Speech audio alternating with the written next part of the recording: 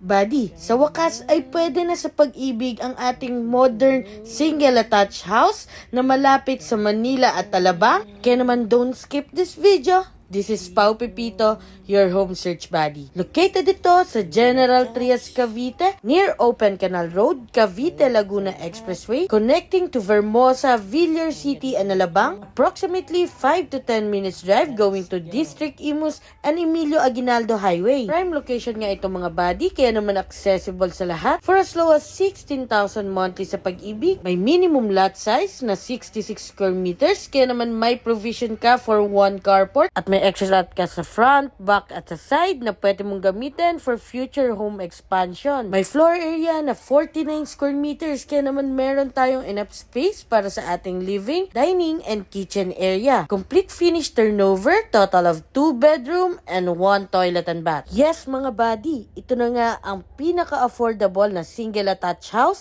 na malapit sa Manila and airport for as low as 3.7 million. Loob ng gated, secured, exclusive community at kaabang-abang din ng mga future developments nearby gaya ng SM General Trias. Kaya naman send me direct message para ma-schedule na natin ang exclusive house viewing mo. So, bye-bye!